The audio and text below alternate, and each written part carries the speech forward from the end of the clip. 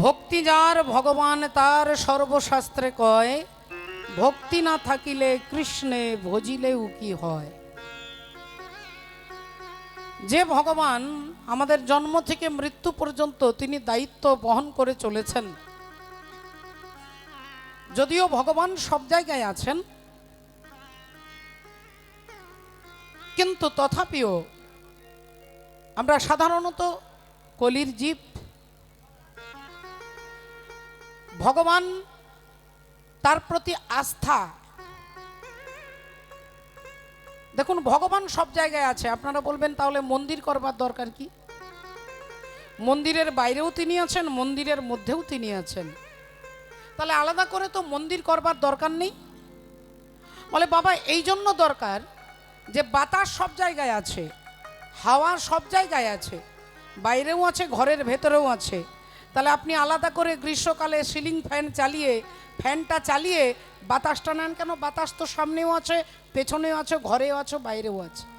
তাহলে আলাদা করে সিলিং ফ্যান, টেবিল ফ্যান লাগিয়ে বাতাসের দরকার নেই। বলে কেন? না শুধুমাত্র দরকার যে পর্যাপ্ত পরিমাণে। এই ভগবানও সব জায়গায় আছে, কিন্তু আমার আস্থা, আমি যখন রাস্তা দিয়ে পেরিয়ে যাই তখন কিন্তু প্রণাম করি না, কিন্তু যখনই মন্দির দেখি তখনই আপনা আপনি আমার মাথাটা নিচু হয়ে যায়। হরি বল। এই যে ভগবানের মন্দির দেখলে ভগবানকে প্রণাম করার ইচ্ছা বাসনা জাগে, এই কারণে মন্দির প্রয়োজন, এই কারণে বিগ্রহের প্রয়োজন। অন্যান্য মতের সঙ্গে হিন্দু সনাতন মতের এইখানেই পার্থক্য পাবে। তাই আপনারা জানেন এখানে পাশেই গোপালজিউর মন্দির হচ্ছে। সেই মন্দিরের জন্য বিন্দু বিন্দু দিয়ে সিন্ধু যেমন পরিণত হয়, আপনাদের সাধুগুরু ভক্তের অনেক দাতান, মহান দাতা রয়েছেন, যাদের অকৃপণ দানে এই মন্দির যেমন প্রতিষ্ঠিত হয়েছে, গোপাল মন্দির। এই মন্দিরের জন্য আপনারা একটু সাহায্যের হাত বাড়িয়ে দেবেন। যে ভগবান আমাদের বিশাল কিছু দিয়েছেন, সেই ভগবানকে শুধুমাত্র কিছু অর্থরূপী অর্থের দ্বারা পরমার্থ সেবা, এই ভগবানের সেবার নিমিত্তে এই মনোভাব আমি আলাদা করে না বললেও আপনাকে ভাবতে হবে যে আমি গোবিন্দ সেবার জন্য দিচ্ছি। তিনি ভাবগ্রাহী জনার্দন। আপনি যদি ভাবেন যে আমি এটা ভগবানকে দিচ্ছি, ভগবানের মন্দির হবে, আমি না দিলে হবে না, তিনি সঙ্গে সঙ্গে সরে যান বাবা, আপনার দান তিনি গ্রহণ করবেন না। আর যদি ভাবেন যে ভগবত চরণে আমি নিবেদন করলাম, ভগবান আপনার দান অন্তর্যামী, আপনার অন্তরের ভাব জেনে তিনি গ্রহণ করেন। তাই বেশি কিছু নয়, আলাদা কিছু নয়। বাবারা যাবেন ভিক্ষার আঁচল নিয়ে, আপনারা যতটুকু পারবেন নরনারায়ণ ভক্তের সেবায়, গৌর গোবিন্দের সেবার নিমিত্তে সাহায্য করবেন। শ্রী গুরু নিতাই গৌর প্রেমানন্দে। আর কবে নিতাই চাঁদ করুণা করিবে, সংসার বাসনা মোর কবে তুচ্ছ হবে। এই যে আমরা যাচ্ছি আর আসছি, যাচ্ছি আর আসছি, যাচ্ছি আর আসছি, দেখুন কর্ম আর বিকর্ম, কর্ম আর বিকর্ম, কর্মের সঙ্গে যখন ধর্ম যোগ হয় তখন তাকে কর্ম বলে বাবা। আর কর্মের সঙ্গে যখন ধর্ম বিচ্যুতি হয়ে যায়, আলাদা হয়ে যায়, তখন তাকে কর্ম বলে না, বিকর্ম বলে। তাহলে কর্ম, এখানে বসে হরি কথা শুনছেন, আপনাদের মন ভগবানের সঙ্গে যুক্ত হয়ে গেছে, এটা তখন কি হচ্ছে? এটা ধর্মে পরিণত হচ্ছে। আর এখানে আমি বসে আছি কিন্তু আমার মন ভগবত চরণে নেই, বলে তখন এটাই কি হয়ে যাচ্ছে? না বিকর্ম হয়ে যাচ্ছে। একটা ডাকাত, তিনি যখন ডাকাতি করে তখন তিনিও মুখে কাপড় বেঁধে, কালো কাপড় বেঁধে, যাতে কেউ চিনতে না পারে, তার জন্য কালো কাপড় বেঁধে তিনি ডাকাতি করতে বেরোয়। আর একটা ডাক্তার বলে তিনি যখন অপারেশন করে তখন তারও মুখে মাস্ক পরানো থাকে। ডাকাতের হাতেও ছুরি থাকে, ডাক্তারের হাতেও ছুরি থাকে। ডাক্তারও রাত্রে অপারেশন করতে পারে, ডাকাতও রাত্রে তিনি চুরি করতে পারে। ডাকাত যখন ছুরি চালায় আর ডাক্তার যখন ছুরি চালায়, এই দুটোর মধ্যে পার্থক্য কি না? ডাক্তার যখন ছুরি চালায় তখন খুন করবার বাসনা নিয়ে, হত্যা করবার মানসিকতা নিয়ে তিনি ছুরি চালায় পেটের মধ্যে। আর ডাক্তার যখন ছুরি চালায় তখন তাকে বাঁচানোর জন্য ছুরি চালায়। একজন হত্যা করবার জন্য ছুরি চালাচ্ছেন, একজন রোগীকে সুস্থ করবার জন্য অপারেশন করছেন। এই দেখুন, তাহলে দুজনের কাজটা দেখতে একই রকম। এরও মুখে কাপড় বাঁধা, এনারও মুখে কাপড় বাঁধা। ইনিও পেটে ছুরি দিচ্ছেন, ইনিও পেটে ছুরি দিচ্ছেন, কিন্তু এনার ভাবনা কি? একজনকে হত্যা করবো, আর এনার ভাবনা একজনকে বাঁচাবো। এই দেখুন, কাজটা আলাদা হয়ে গেল। এনা বাঁচানোর জন্য ধর্মযুক্ত, তাই এনা এটা হয়ে গেল কর্ম, আর ওটা হয়ে গেল কি না? ওটা হয়ে গেল বিকর্ম।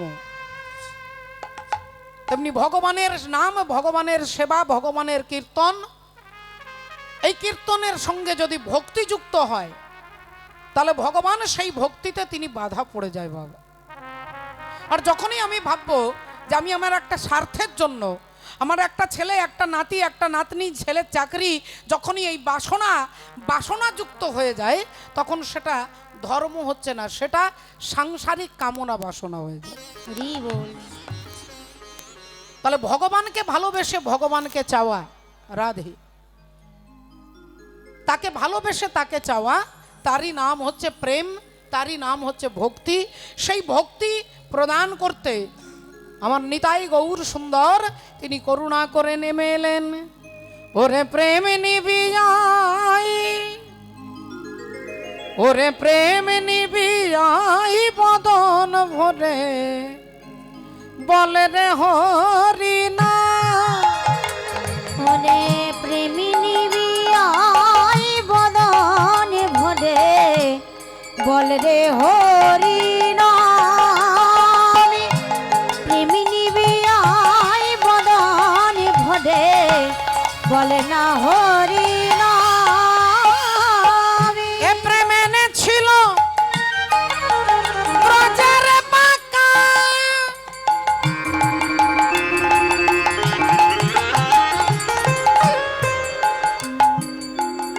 এবার গৌর গুণধাম। এ প্রেম এনেছিল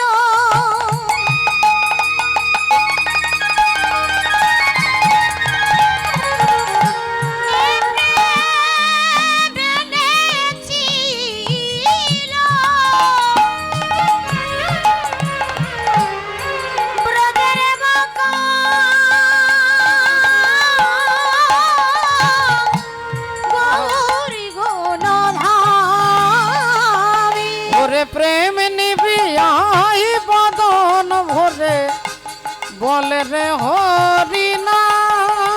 ওরে প্রেম নিবিয়াই বদন ভরে, বলে না হরি না। প্রেম নিবিয়াই বদন ভরে, বলে না হরি না। দুটি বাহু তুলে নাচো হরি বলে, দুটি বাহু তুলে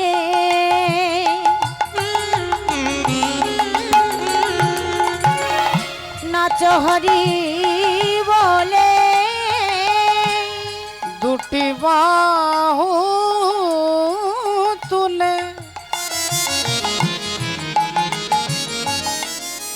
নাচো হরি বলে, দুটি বাহু তুলে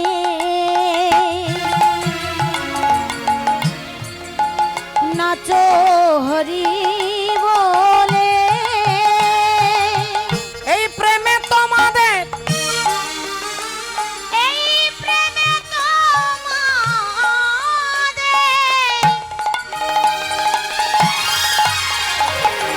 পূর্ণ হবে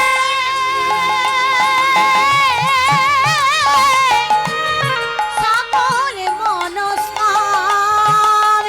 ওরে প্রেম নিবিয়াই বদন বলে রে হরি নাম। ওরে প্রেমী নিবি আই বদনে ভদে বলে না হরি নাম।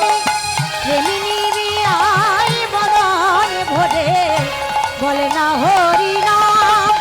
একবার বলে না হরি নাম, একবার বলে না হরি নাম, একবার বলে না হরি নাম। হরের নাম হরের নামৈব কেবলম কলো নাস্তে ব গতিরন্যথা। ভগবানের নাম ছাড়া গতি নেই বাবা। ভগবানের নাম বাদ দিয়ে আর আপনি অনেক কিছু করছেন, তাহলে ব্যর্থ হয়ে যাবে। ভগবানের নামকে বাদ দিয়ে আপনি অনেক কিছু করছেন, বলে আপনার করাটা সার্থক হবে না। আচ্ছা, যদি বিচার করে দেখেন, একটু ভালো করে ভাবুন, আমরা রাবণকে যে দৃষ্টিভঙ্গিতে দেখি, রাবণ হচ্ছে একজন বিশুদ্ধ ব্রাহ্মণ বাড়ির ছেলে, ব্রাহ্মণ ঘরের ছেলে, পুলস্ত ঋষি, পুলস্ত ঋষির নাতি। ঋষি পুলস্তের পুত্র হচ্ছে বিশ্বশ্রবা, আর বিশ্বশ্রবা মুনির পুত্র হচ্ছে রাবণ। তাহলে বংশ পরিচয় দিক থেকে রাবণ রাজা শ্রেষ্ঠের মধ্যে আছে। আচ্ছা, যদি তার কোয়ালিটি দেখেন, কোয়ালিফিকেশন দেখেন, তাহলে তিনি 4টে বেদ মুখস্থ করেছে, যা কেউ কারোর পক্ষে সম্ভব নয়। ঋক, সাম, যজু, অথর্ব, এই 4টে বেদ যার মুখস্থ, তিনি হচ্ছেন রাবণ রাজা। বলে পাণ্ডিত্যে তার কাছে কেউ দাঁড়াতে পারবে না। আচ্ছা, ক্ষমতায় যদি দেখেন, তাহলে গোটা কৈলাস পর্বতটাকে যিনি বাঁ হাত দিয়ে তুলে দিতে পারেন, তার ক্ষমতাও কম নেই। আচ্ছা, তিনি দেখতে কত সুন্দর, বলে বড় বড় অপ্সরা, অপূর্ব সুন্দরী যারা, তারা তপস্যা করছে রাবণকে স্বামী রূপে পাওয়ার জন্য। অপ্সরাগণ তপস্যা করছেন যে রাবণ একবার আমাদের দিকে তাকাবে, রাবণ এত সুন্দর দেখতে। আমরা টিভিতে, সিরিয়ালে বিভিন্নভাবে রাবণের চেহারাটাকে একটু বিকৃত করে দেখানো হয়, কারণ তিনি রাক্ষস তো। কিন্তু বাল্মীকি মুনির রামায়ণ বলছে রাবণ অপূর্ব সুন্দর দেখতে। তাহলে রাবণের কোয়ালিটি আছে, রাবণের ক্ষমতা আছে, রাবণের পাণ্ডিত্য আছে, রাবণের ঐশ্বর্য যদি বিচার করে দেখেন, তাহলে যার প্রতিটা ইট সোনা দিয়ে তৈরি, স্বর্ণ লঙ্কার অধিপতি রাবণ। একটা বিশাল ইউনিভার্সিটি যার আন্ডারে চলে, ভোর 3:30 থেকে উঠে সব বেদ উচ্চারণ করে, বেদ পাঠ করে। সেই বাল্মীকি রামায়ণ রাবণকে কি বলছেন না, রাক্ষস বলছেন। তাহলে যার এতগুলো কোয়ালিটি, তথাপিও তাকে রাক্ষস বলছেন কেন না, তার মধ্যে সব কিছু আছে, কিন্তু যেটা থাকার কথা নয় সেটা বেশি পরিমাণে আছে, আর সেটা হচ্ছে অহংকার। জ্ঞান যদি অপরের জন্য হয়, জ্ঞান যদি 10,000 ভক্ত শ্রোতাদেরকে শোনানোর জন্য হয়, জ্ঞান যদি নিজের জন্য না হয়, তাহলে ওই জ্ঞানই একদিন আপনাকে ধ্বংস করে দেবে। ওই জ্ঞানই আপনাকে একদিন বিনাশ করবে। রাবণ পাণ্ডিত্যতা তার মধ্যে ছিল, কিন্তু সেই পাণ্ডিত্য তার নিজের প্রতি তিনি একবারও প্রতিফলিত করেননি। সেই রাবণের দরবারে, রাবণের লঙ্কাতে হনুমান এসে প্রবেশ করেছেন। হনুমান প্রবেশ করেছেন, হনুমান চিন্তা করছেন মা সীতা কোথায় আছে, অশোক বনে, তাই চারিদিকে খুঁজছে, চারিদিকে ছুটছে, আর এদিকে রাবণের লোকজন ছুটছে হনুমানের পেছনে। এখন হনুমান যখন বিশাল বিশাল তাণ্ডব শুরু করেছে, লোকজন এসে রাবণকে বলছেন, মহারাজ, একজনকে হনুমান এসেছেন, এই লঙ্কাতে উৎপাত শুরু করেছে। তা বললেন, এক কাজ কর না, তার হাতে কি অস্ত্রশস্ত্র আছে, তীর ধনুক আছে, তলোয়ার আছে, গদা আছে? বললেন না, কিচ্ছু নেই। বলে তাহলে তো কোনো ব্যাপারই নয়। বললেন, মহারাজ, গদা থাকলে গদাতে কজনকে মারবেন? একটা গদাতে একবারে একজনকে মারবেন। কিন্তু যে হনুমান এসেছেন, তিনি গদা দিয়ে মারছে না, বড় বড় হাতিগুলোকে তুলছে আর হাতি ছুঁড়ে মারছে, ঘোড়াগুলোকে তুলছে, ঘোড়া ছুঁড়ে মারছে। তাহলে একটা হাতি যদি ছুঁড়ে মারে, সেই হাতির তলায় কতগুলো লোক একসঙ্গে মরবে? বললেন তাহলে এক কাজ কর, সামনের দিক থেকে যাস না, পেছন দিক থেকে যা, পেছনে গিয়ে অ্যাটাক কর। বললেন মহারাজ সামনে গেলে তো তাও বাঁচার উপায় আছে, কিন্তু পেছনে গেলে বাঁচার আর উপায় নেই। কেন? বলে পেছনে তার লেজ আছে, ওই লেজ ধরে ধরছে আর হরি বল রাধে রাধে হরি বল। মাটিতে আছাড় দিয়ে মারছে। ভক্তমণ্ডলী, ভক্তিমতী মায়েরা, রাবণ বললেন তোদের দ্বারা হবে না, অমর সেনা দিয়ে কাজ করতে হবে, যারা মরবে না তাদেরকে পাঠাও। অমর সেনা যারা যারা মরবে না তাদেরকে দিয়ে পাঠিয়েছে হনুমানকে আক্রমণ করবার জন্য। এবার যারা অমর তারা মনে মনে চিন্তা করছে, হনুমানের সঙ্গে লড়াই করতে করতে ভাবছে যদি আমরা মরে যেতাম ভালো হতো, যদি আমরা মরতে পারতাম ভালো হতো। হনুমান ল্যাজ দিয়ে তাদেরকে কোথায় পাঠাচ্ছে না, এমন উপরে তুলে দিয়েছে যেখানে মধ্যাকর্ষণ শক্তির কোনো আকর্ষণ নেই। এমন উপরে তুলে দিয়েছে, না নিচে পড়ছে না উপরে যাচ্ছে, ছুটছে সব। ইউটিউব চ্যানেল যারা যারা ক্যামেরা করছে তারা ছুটছেন, মহারাজ মহারাজ ওই হনুমানের সঙ্গে পারছি না, ওই বাঁদরের সঙ্গে পারছি না। বলে অমর সেনাদেরকে পাঠিয়েছিলাম, তারা কি করলো? বলে দেখেছি তাদেরকে ওপরে যেতে, কিন্তু আর নিচে নামতে দেখিনি মহারাজ। হরি বল। বললেন তাহলে এবার আমি যাব। রাবণ আসছেন, আর রাবণ বললেন ওর লেজটারই যখন এত ক্ষমতা, ওর লেজটা ধরে ছিঁড়ে দেবো, লেজটা ধরে ছিঁড়ে দেব। দেখুন লেজ হচ্ছে কি না, লেজ হচ্ছে ভক্তের প্রতিষ্ঠা, হনুমানের প্রতিষ্ঠা। কিন্তু প্রতিষ্ঠা হনুমানের আগে নয়, হনুমানের পেছনে আছে। লেজটা যদি প্রতিষ্ঠা হয় তাহলে হনুমানের পেছনে লেজ। আমরা কি করি না, আমরা প্রতিষ্ঠার পেছনে ছুটি, প্রতিষ্ঠার পেছনে ছুটছি। একবার যদি বাইরে কীর্তন করি, সব জায়গায় প্রচার করছি আমি হরি বল, বিদেশ থেকে কীর্তন করে আসছি, এর মানেটা কি না, আমার প্রতিষ্ঠা, আমি প্রতিষ্ঠার পেছনে ছুটছি, আর হনুমানের পেছনে প্রতিষ্ঠা যাচ্ছে। বল হনুমান প্রতিষ্ঠার পেছনে যাননি, হনুমানের পেছনে প্রতিষ্ঠা ছুটছে। রাবণ বললেন ওর প্রতিষ্ঠাটাকেই নষ্ট করে দেব। হিংসা,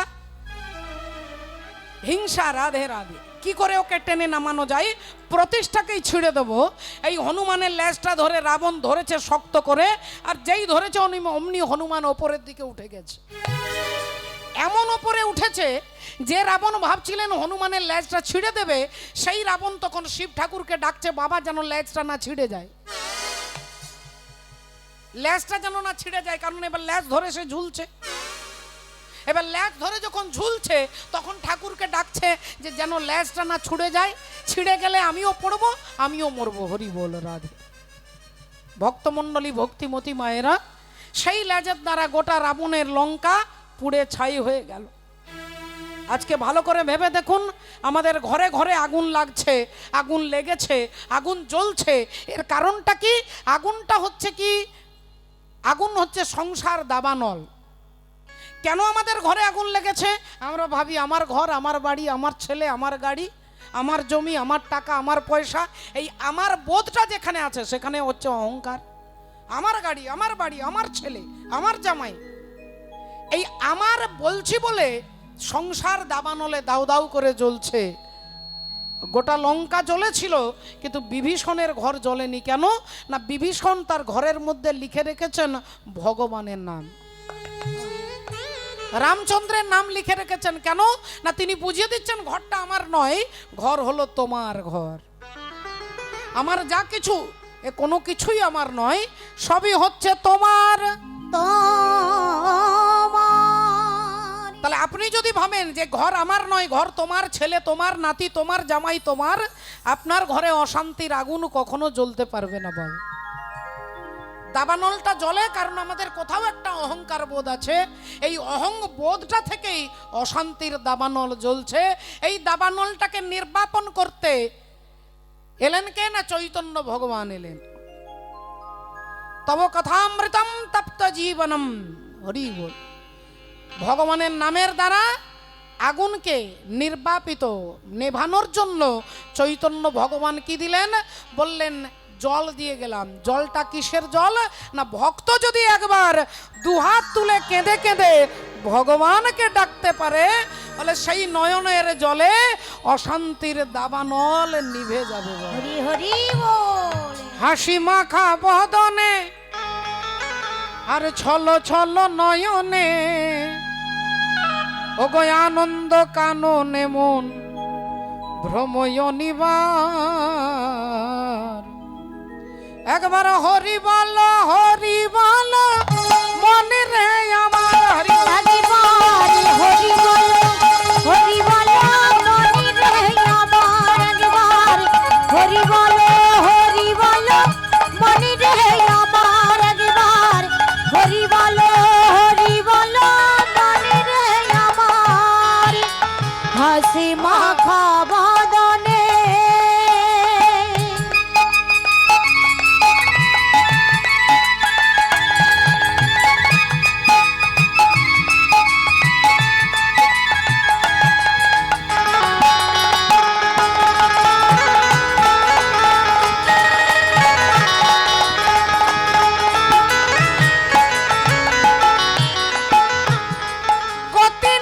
গতি নাই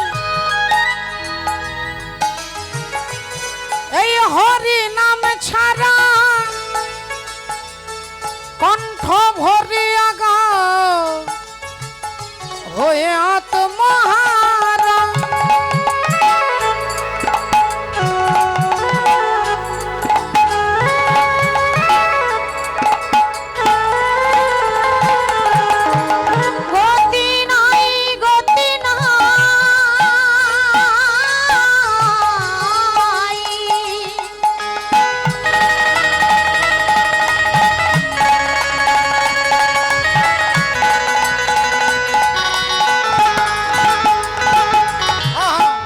গতি নাই গতি নাই এই হরি নামে ছাড়া কণ্ঠ ভরিয়া গাও হয়ে আত্মহারা বলি ওই দেখো শ্মশানে কিবা রাত্রি দিনে ওই দেখো শ্মশানে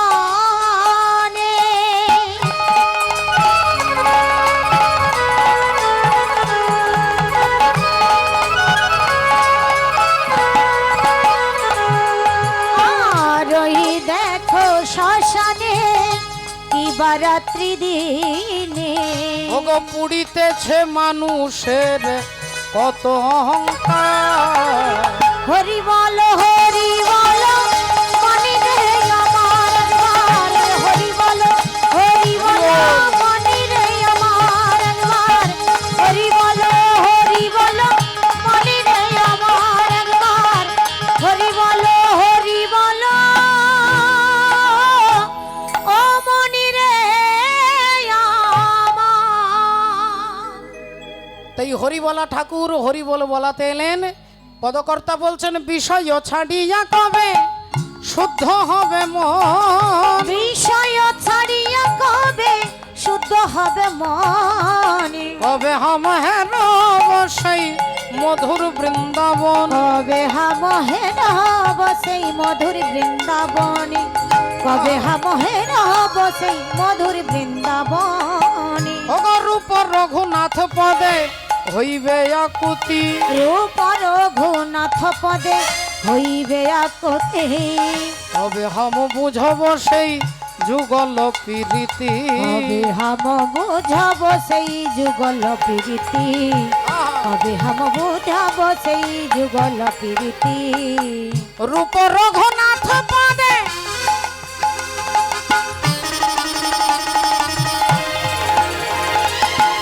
রহু মরে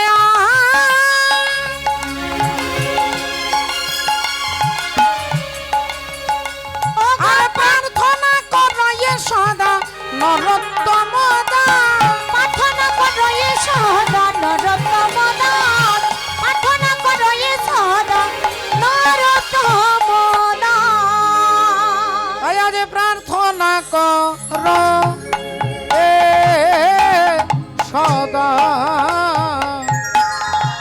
মরে বাড়ি দাস হে প্রার্থনা কর এ সদা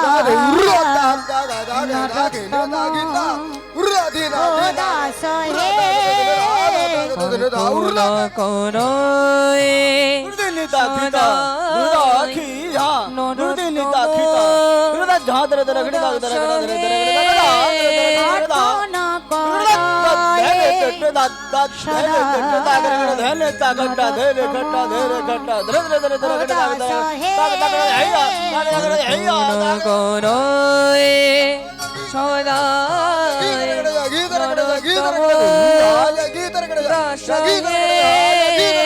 প্রার্থনা করো সদা সদাই ও দাস হে প্রার্থনা করো প্রার্থনা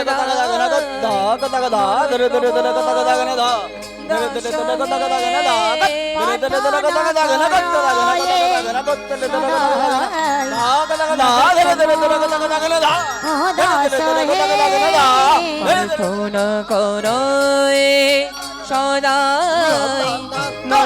নরোত্তম দাস হে প্রার্থনা করায় সদাই নরোত্তম ও দাস হে প্রার্থনা করো সদাই নরোত্তম দাস হে প্রার্থনা করায় সদাই নরোত্তম দাস হে প্রার্থনা করায় সদাই নরোত্তম দাস হে প্রার্থনা করায় সদাই নরোত্তম হরি বল। দাস হে প্রার্থনা করায় সদাই নরোত্তম দাস হে প্রার্থনা কর করায় সদাই জয় জয় জগৎ গুরু জগদি গুরু তুমি বাঞ্ছা কল্পতরু বলে পতরু সিক্ত কর তপ্ত মরু করুণা তোমার করুণা তোমার তুমি মাতা তুমি পিতা তুমি জগতের ত্রাতা কেহ নাই তোম ভিন্ন ইয়ার। কেহ নাই তোমা ভিন্ন আয়া। সকলে চরণে আমার কোটি কোটি দণ্ডবত প্রণাম জানিয়ে এতক্ষণ মহাপ্রভু চরণাশ্রয় করেছিলাম। আমরা শুনব যে পবিত্র ভক্তের কথা, যে ভগবানের কথা, যার গুণানুকীর্তন আমরা শুনব। সেই ভগবানের চরণে যাওয়ার পূর্বে আমরা একটু ভজনের মধ্য দিয়ে ভজন রাজ্যে যাব। একবার সবাই মিলে বলবো, বলো ভগবান কৃষ্ণচন্দ্র কি জয় বলো, রাধা রানী কি জয় बोलिए भागवत महापुराण की জয় अनंत कोटि भक्त वृंद की জয় निताई गौर सीतानाथ প্রেমানন্দে হরি বল। जय राधे हरि बोल। सारे गा पदनि दा प गर ग म गर गा गा गा सारे गा प गर सनि रे सनि परि रे व प धा प म गर सनि रे सा। रंग दे चुनरिया रंग दे चुनरिया रंग दे चुनरिया और रंग दे रंग दे रंग दे रंग दे रंग दे रंग दे रंग दे रंग दे और रंग दे चुनरिया।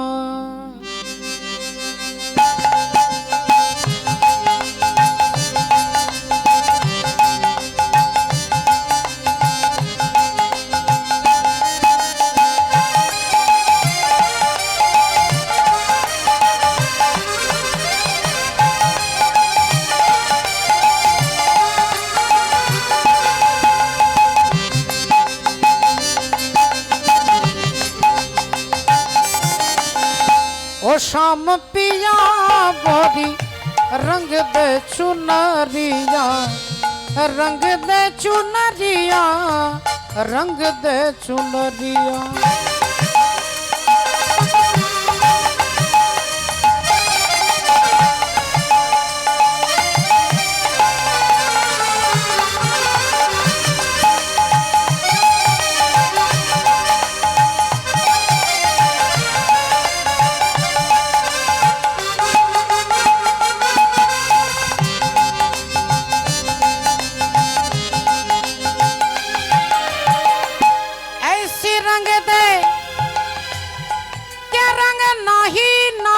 নাহি নাহি ছুটে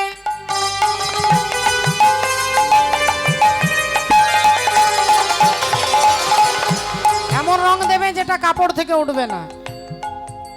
ऐसी रंग दे के रंग नाही छूटे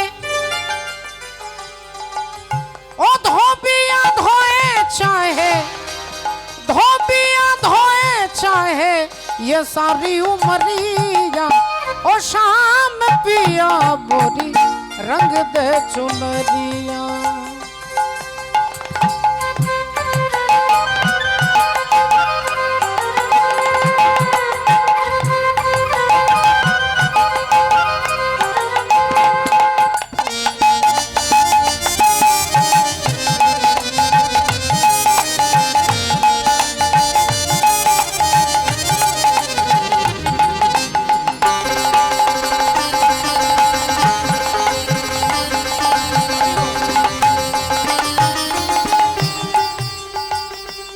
यशोमती मैया से बोले नंद लाला राधा क्यों गोरी मैं क्यों काला।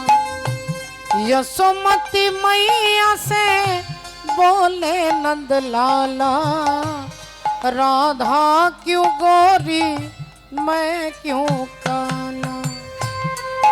माँ যশোদাকে জিজ্ঞাসা করছে আমি কেন কালো হলাম আর রাধারানী কেন ফর্সা হলো।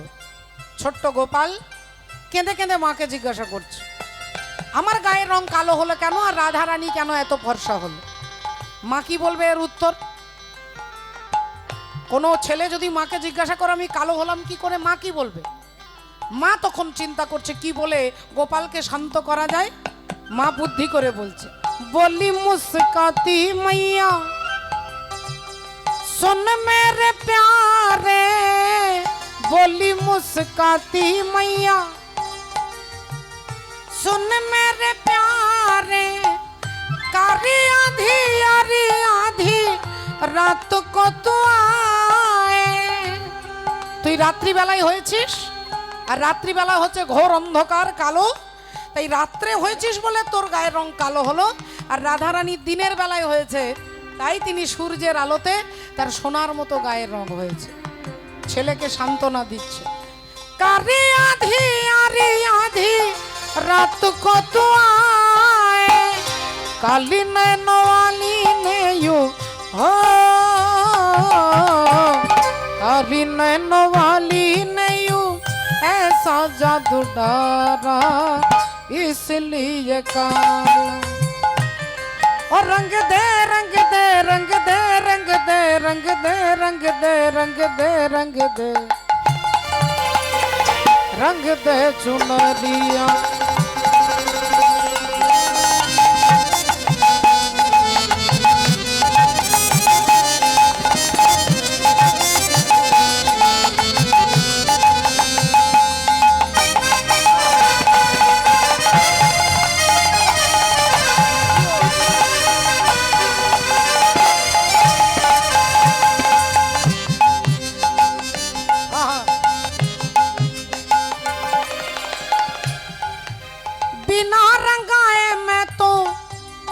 আমাকে রং না দিলে আমি বাড়ি যাব না, যতক্ষণ রং না দেবে ততক্ষণ বাড়ি যাব না। ঘরে নাহি যাऊंगी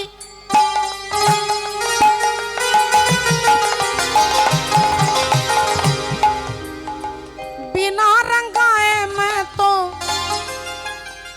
घर नहीं जाऊंगी। पादा दानी दादा बा पादा मापा गमापा पादा मापा गमरे गमरे गजनी सा सरे गम पापा धाबा मगा पापा रे गम पा धा धा धाबा मगा पापा निजा निजा निजा निजा निजा निजा निजा निजा निजा निजा निजा निजा गागरे निजा गागरे निजा गागरे रे ममा गमा मा पदा नि दा पा मा पा गवरे गजरे निजा दा निजा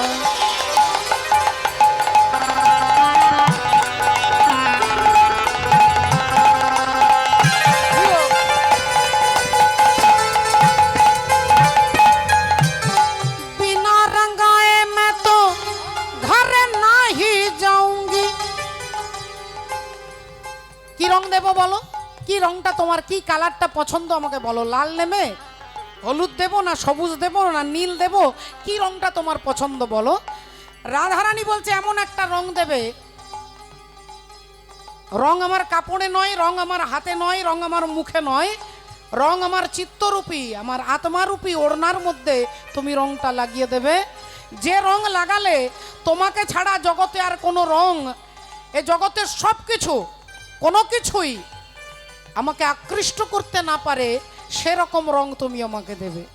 লাল না রঙাও মে हरा ना रंगाऊं, लाल ना रंगाऊं मैं, हरा ना रंगाऊं, हो अपने ही रंग में, अपने ही रंग में, और रंग दे चुनरिया, ओ शाम पिया मुझे रंग दे चुनरिया, ओ रंग दे चुनरिया, ओ रंग दे चुनरिया, रंग दे चुनरिया, और रंग दे चुनरिया, रंग दे चुनरिया, रंग दे चुनरिया, रंग दे चुनरिया, रंग दे चुनरिया, रंग दे रंग दे रंग दे रंग दे रंग दे रंग दे रंग दे रंग दे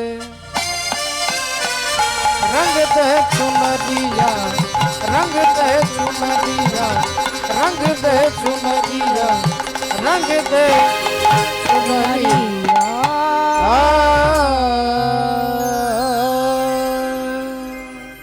শ্রী গুরু নিতাই গৌর প্রেমানন্দে। হরি হরি বল। সকলে চরণে দণ্ডবত প্রণাম জানিয়ে হরি বল। অনেক ভক্তের ইচ্ছে হয়েছে মহাভারত থেকে মহাভারতের ভগবানের কথা শুনবেন, যেখানে ভক্তাধীন ভগবান ভক্তকে রক্ষা করাই ভগবানের যেমন একটা কাজ। পরিত্রাণায় সাধূনাম বিনাশায় চ দুষ্কৃতম ধর্ম সংস্থাপনার্থায় সম্ভবামি যুগে যুগে। তাহলে সাধুদের পরিত্রাণও করবেন, দুষ্টের দমনও করবেন, ধর্মকে প্রতিষ্ঠা করবেন। এই তিনটে মুখ্য কারণ নিয়ে ভগবান বলছেন আমাকে বারবার যুগে যুগে আসতে হয়। আজ থেকে 5000 বছর আগে ভগবান এলেন, আর সেই ভগবান তার প্রতিজ্ঞা তিনি সব সইতে পারেন, তিনি অহংকার সইতে পারেন না, আর ভক্তের কান্না সইতে পারেন না। তা সান্ত্বনা দিচ্ছেন আমাদেরকে, যদি কেউ আমার জন্য কাঁদো ভগবান তার কাছে আসবেই, আর যদি কেউ অহংকার করে ভগবান তা চূর্ণ করবেন। ভগবানের এটাই কাজ। তিনি দর্পহারী মধুসূদন, জগতে কারোর দর্প তিনি রাখেননি। এই দর্পহারী মধুসূদন আমরা চিৎকার করে বলি, চিৎকার করে দর্পহারী দর্পহারী বলি। এই নামটা যিনি দিয়েছেন ভগবান তারই দর্প চূর্ণ করছেন। তিনি হচ্ছেন তৃতীয় পাণ্ডব অর্জুন, আর অর্জুনই ভগবানকে নাম দিয়েছিলেন তোমার নাম দর্পহারী মধুসূদন। কোন দিন দিলেন না, অর্জুনের মনে মনে একটা ভাবনা ছিল যে আমার মতো বড় তীরন্দাজ, এত বড় গান্ডীবধারী, আমার মতো স্বর্গমর্ত পাতালে কেউ নেই। এটা তার মনের মধ্যে একটা বদ্ধ ধারণা ছিল। অন্তর্যামী ভগবান আপনার মনের কথা জানেন। একদিন অর্জুনকে জিজ্ঞাসাই করে বসলেন, আচ্ছা অর্জুন, তোমার থেকে বড় বীর, তোমার থেকে বড় ধনুর্ধারী এই স্বর্গমর্ত পাতালে কে আছে তুমি বলতে পারো? অর্জুন একটু মিষ্টি হেসে মুচকি হেসে বলে উঠলেন, কৃষ্ণ আমার থেকে বড় বড় ধনুর্ধারী আর এই জগতে কেউ নেই, আমার থেকে কেউ নেই। ভগবান বললেন, সে কি, তোমার থেকে তো তোমার দাদু ভীষ্মদেব আমি জানি তোমার থেকে বড় বড় ধনুর্ধারী, এটা তো আমার ধারণা। অর্জুন বললেন, না না না, কি বলছেন আপনি? না না, তিনি আমার থেকে বড় নন, এটা আমি তোমাকে প্রমাণ করে দিতে পারি। ভগবান বললেন, ঠিক আছে, সবাই বলছে ভীষ্মদেব বড়, আর তুমি বলছো তুমি প্রমাণ করে দেবে উনি ছোট। তা আগামী কালকে তাহলে তোমাদের কম্পিটিশন হবে, দাদু আর নাতির মধ্যে কম্পিটিশন। দাদু নাতি কম্পিটিশন করবে, দেখি কার ক্ষমতা, দাদুর ক্ষমতা বেশি না নাতির ক্ষমতা বেশি। এই অর্জুন আর ভীষ্মদেবের মধ্যে মাঠের মধ্যে দুজনে দাঁড়িয়ে গেছে, নিয়মটা জেনে নিয়েছে। একটা তীর মারবে ভীষ্মদেব অর্জুনের রথের চাকায়, অর্জুনের রথটাকে কতটা পিছিয়ে দিতে পারবে, যিনি বেশি পিছিয়ে দিতে পারবে তিনি হবেন বড়। তাই নিয়ম জেনে নিয়ে দুজনে দাঁড়িয়েছেন একটু দূরে। ভগবান অর্জুনের রথে বসে আছেন, আদেশ করছেন আপনি বয়সে বড়, আপনি পিতামা বিশ্বদেব, তাই আপনি আগে রথে হরি বল ওখান থেকে একটা তীর মারুন দেখি আপনি অর্জুনের রথটাকে কতটা পিছিয়ে দিতে পারেন। বিশ্বদেব তার গুরুকে স্মরণ করে, ভগবানকে স্মরণ করে একটা তীর হাতে নিয়ে অর্জুনের রথের চাকাটাকে লক্ষ্য করে তীরটা ছুঁড়ে দিলেন।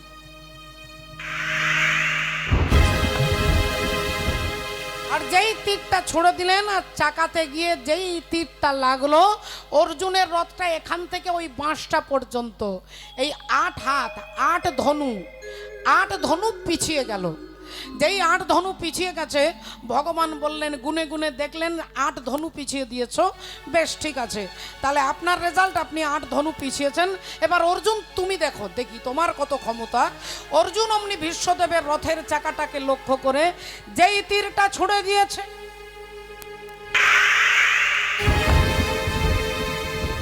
তীর যেই ছুড়ে দিয়েছে, ভীষ্মদেবের রথটা 2 কিলোমিটার দূরে পিছিয়ে গেছে। 2 কিলোমিটার। অর্জুন হাসছেন আর বলছেন, কৃষ্ণ তাহলে তুমি এবার দেখো, তোমাকে প্রমাণ করে দিলাম যে পাড়ায় যারা বলছে, রাস্তাঘাটে যারা বলছে যে উনি বড় বীর, আমি প্রমাণ করে দিলাম যে আমি ওনার থেকে বড়, আমি 2 কিলোমিটার পিছিয়ে দিয়েছি। ভগবান বললেন, ও মা তাই তো আমি তো ধারণা ছিল উনি বড় বীর, এখন তো দেখে নিলাম তুমি সব থেকে বড় বীর। ভগবান অর্জুনের রথ থেকে নেমে একটু দূরে দাঁড়িয়ে হাতে তালি দিচ্ছে আর চমৎকার চমৎকার চমৎকার বলছেন। আর ওই 2 কিলোমিটার রথটা যে পিছিয়ে গিয়েছিল ভীষ্মদেবের, ওইখান থেকে ভীষ্মদেব একটা রথের চাকায় অর্জুনের রথের চাকাতে তীরটা ছুঁড়ে দিয়েছেন। অর্জুনের রথ 12 কিলোমিটার দূরে গিয়ে পড়েছেন। 12 কিলোমিটার দূরে যখন পিছিয়ে গেছে, অর্জুন পড়ে গেছে রথ থেকে, গোটা গায়ে ধুলো বালি মাখা হয়ে গেছে। অর্জুন ছুটতে ছুটতে আসছেন, আর ছুটতে ছুটতে অর্জুনের এসে ভগবানের কাছে দাঁড়িয়ে মাথা নিচু করে দাঁড়িয়েছেন। ভগবান বললেন, কি ব্যাপার, কি হলো অর্জুন? অর্জুন মাথা নিচু করে বললেন, আমি হেরে গেছি। বললেন, কি করে হারলে? এক্ষুনি তুমি তার 2 কিলোমিটার পিছিয়ে দিয়েছিলে, আর ভীষ্মদেব 8 হাত পিছিয়ে দিল। অর্জুন বললেন, এতক্ষণ পরে ওটাই বুঝতে পারলাম, যতক্ষণ তুমি আমার রথে ছিলে ভীষ্মদেব আমার রথটাকে 8 হাত পিছিয়ে দিল, আর যেই তুমি রথ থেকে নেমে গেলে অমনি আমার ট্যালেন্ট সব বেরিয়ে গেল। হরিবল, আমার ট্যালেন্ট সব দেখা হয়ে গেল। সবাই দেখে নিল যে আমার ট্যালেন্টটা কত দূর না, যতক্ষণ পরমাত্মা কৃষ্ণ আপনার মাথার উপরে হাতটা রেখেছে ততক্ষণ আপনি হাঁটবেন, চলবেন, বলবেন, হাসবেন, কাঁদবেন, অনেক কিছু করবেন। আর যেই ভগবান হাতটা সরিয়ে নেবে, আপনার ক্ষমতা নেই ওই পাটা নড়ানোর, আপনার হাতের ক্ষমতা নেই, প্যারালাইসিস হয়ে হাসপাতালের বিছানায় শুয়ে থাকবেন। সেদিন আপনার 1 ইঞ্চি নড়বার ক্ষমতা থাকবে না। ভগবান যখন আছেন আমাদের মাথার উপরে, হাতটা দিয়ে রেখেছে বলে আমরা এত চিৎকার করছি। তাই অর্জুন বললেন, হে কৃষ্ণ, তুমি আমার অহংকারটাকে চূর্ণ করেছো, তাই তোমার নাম দিলাম কি? শ্রীনন্দ রাখিল নাম নন্দের নন্দ। শ্রীনন্দ রাখিল নামে নন্দের নন্দন, শ্রীনন্দ রাখিল নামে নন্দের নন্দন। আর যশোদা রাখিল নাম জাদু বাছা ধন। যশোদা রাখিল নাম জাদু বাছা ধন, যশোদা রাখিল নাম জাদু বাছা ধন। উপানন্দ নাম রাখে সুন্দর গোপাল। উপানন্দ নামে রাখে সুন্দর গোপাল, উপানন্দ নামে রাখে সুন্দর গোপাল। আর ব্রজবালক নাম রাখে ঠাকুর রাখাল। ব্রজবালক নামে রাখে ঠাকুর রাখাল, ব্রজবালক নামে রাখে ঠাকুর রাখাল। পশুপতি নাম রাখে গরুর মহাবীর। পশুপতি নামে রাখে গরুর মহাবীর, নামে রাখে গরুর মহাবীর। আর দর্পহারি নাম রাখে অর্জুন সুধীর। দর্পহারি নামে রাখে অর্জুন সুধীর, দর্পহারি নামে রাখে অর্জুন সুধীর। জয় রাধা বল্লভ, জয় জয় হে, জয় নিত্যানন্দ, জয় গৌরচন্দ্র, জয় রাধা বল্লভ, জয় জয় হে। আরে কিবা গৌরাঙ্গ গৌরাঙ্গ বলিতে বলিতে এ, ও ও ও হে হে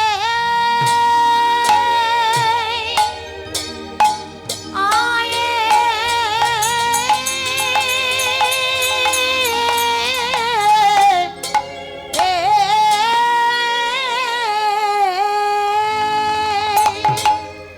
ও বলিতে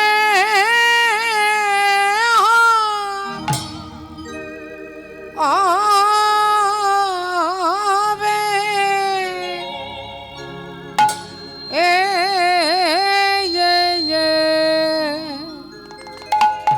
ও বলি সেদিন ইন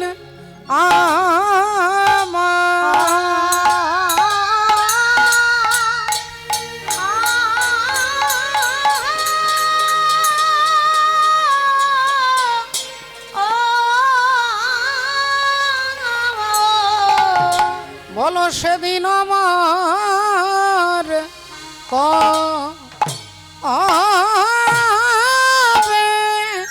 ও কবে হবে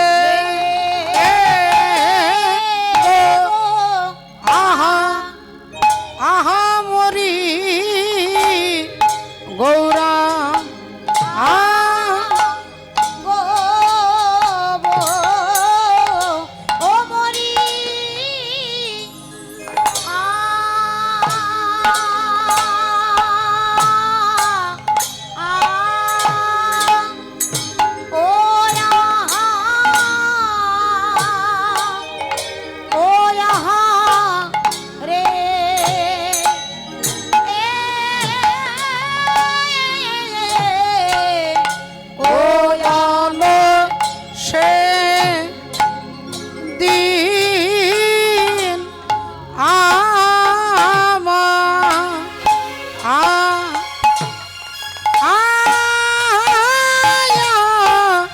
সেদিন আমার হবে হবে গো আহা মরি গৌরা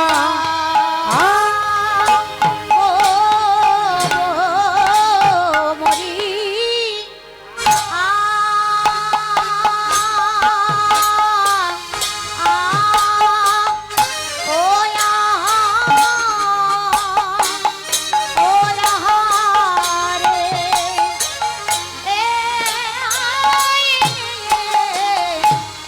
বলো সে দিন আমার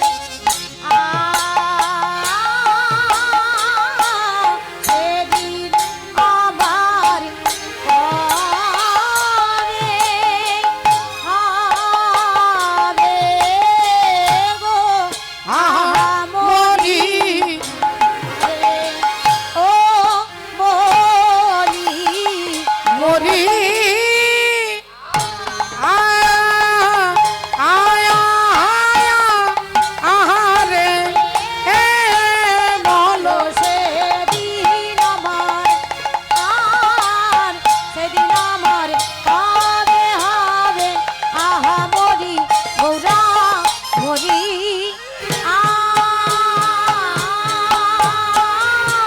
আহা রে আমার সেদিন আমার সেদিন আমার হবে হবে আহা মরি গৌরা মরি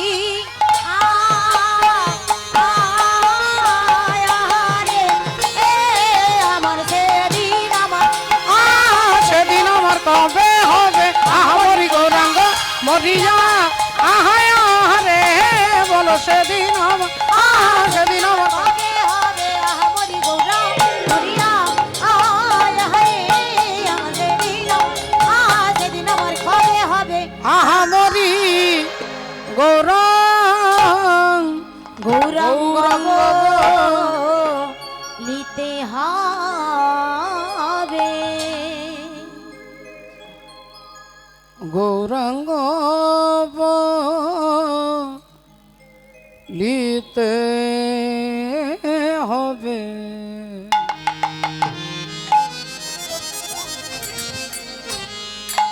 আমার আমারি গোনা গোরা আহা, গোরা হারে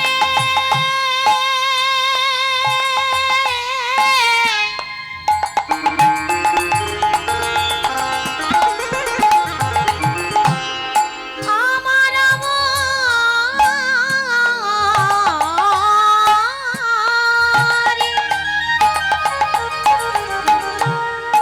আমার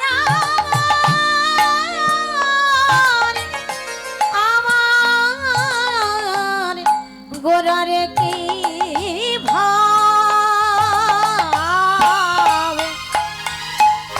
ও গো গৌরাঙ্গ গৌরাঙ্গ লিতে হবে পুলক শরীর আহা গৌরাঙ্গ গৌরাঙ্গ বলিতে হবে আমার পুলক ও গো হরি হরি বলিতে আরে হরি হরি বলিতে নয়নে বহেনি আরে হরি হরি বলিতে নয়নে বহেরি বলো আর কবে বা হবে কবে বা হবে বলো কবে বা হবে আরে কবে বা হবে কবে হরি বলিতে নয়নে ঝুরিবে কবে বা হবে হরি বলিতে নয়ন ঝরিবে কবে বা হবে আর হবে না হবে না হবে না হবে না এমন হবে না হবে না আরে হবে না হবে না এমন মানব জনম হবে না হবে না এমন মানব জনম হবে না হবে না এই বল হরিও জনম হবে না হবে না এমন হরি বলা জন্মার না হবে না হরি বলা জনম হরি হরি হরি বলে হরি বলা জনম হরি হরি হরি বলে হরি বলা জনমা হরি হরি হরি বলে হবে না হবে না ঈশ্বর পরম কৃষ্ণ সচ্চিদানন্দ বিগ্রহ বিগ্রহ অনাদি রাধে গোবিন্দ গোবিন্দ সর্বকারণ কারণ সর্ব কারণের কারণ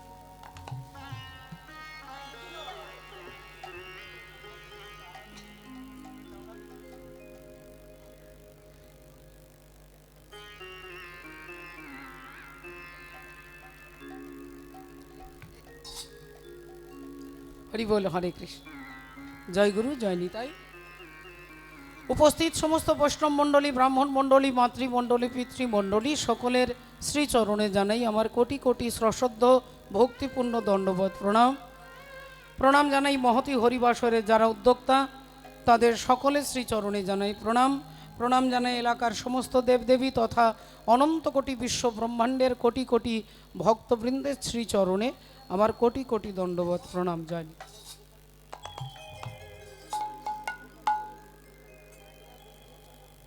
জয় গুরু জয় নিতাই। গৌরাঙ্গ বলিতে হবে পুলক শরীর, হরি হরি বলিতে নয়নে বহে নীর। পরম প্রেমময় কলিযুগ পাবন অবতার চৈতন্য ভগবান আমার আপনার মতো জীবকে করুণা করবার জন্য পতিত পাবন ভগবান তিনি পতিত জীবকে তারণ করবার জন্য এই কলিযুগে শচী মায়ের কোলে গঙ্গা মেখলা শোভিত নবদ্বীপ ধামে করুণা করে তিনি নেমে এলেন। বৈষ্ণব পদকর্তা বলছেন, আর কবে নিতাই চা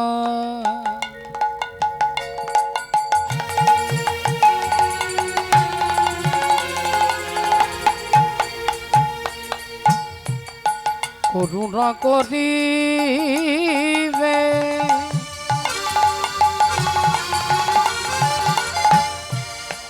ওগো করুণা করিবে, করুণা করিবে বলো আর কবে নিতাই চা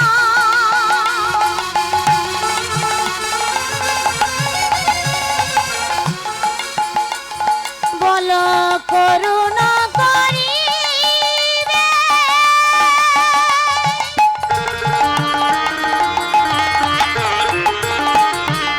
করুণা করিবে করুণা করিবে সংসার বাসনা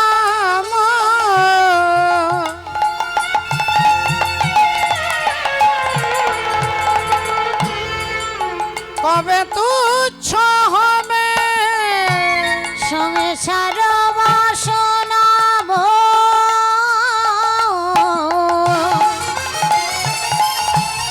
কবে তুচ্ছ হবে, কবে হরি বলে কে দেবে রাম,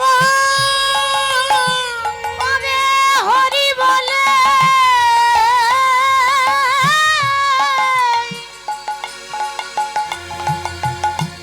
কে দেবে নব,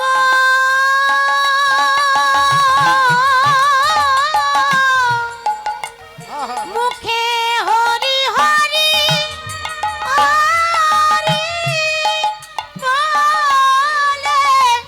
হরি বলে কে দেবে নব, মুখে হরি হরি হরি বলে আমি হরি বলে কে দেবে নব, ধুলাই গড়া গড়ি দেব হরি বলে আমি কে দেবে নব, কবে সংসার বাসনা মন কবে তুচ্ছ হবে, সংসার বাসনা মন কবে তুচ্ছ হবে।